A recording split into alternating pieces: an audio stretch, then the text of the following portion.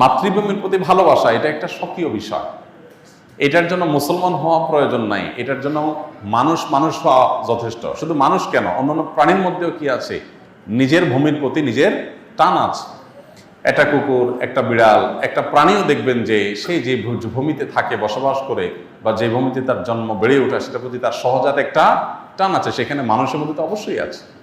আমাদের প্রিয় নবী সাল্লাল্লাহু আলাইহি সাল্লাম মক্কা থেকে যখন হিজরত করে মদিনায় আসছেন, তাকে যখন কেবলা পরিবর্তন নির্দেশ করা হলো, তিনি যখন ফিলিস্তিনের দিকে নামাজ আদায় করছিলেন, তিনি বারবার করে মক্কার দিকে যেন কেবলা করে নামাজ পড়তে পারেন, নিজের মাতৃভূমির দিকে ফিরে যেন তারা সালাত আদায় করতে পারেন, সেজন্য আল্লাহর কাছে বারবার করে বিভিন্নভাবে আর্গুমেন্ট পেশ করছিলেন। আল্লাহ তাআলা কোরআনে সেটা উল্লেখ করেছেন, ফালানুওয়াল্লিয়ান্নাকা কিবলাতান তারদাহা। হে রাসূল, অচিরেই আপনাকে আপনার মনের মতো আপনি যে কেবলার প্রত্যাশা করছেন সেদিকে ফিরে সালাত আদায় করার নির্দেশ দান করবে। এখান থেকে বোঝা যায় মাতৃভূমির প্রতি সহজাত টান থাকা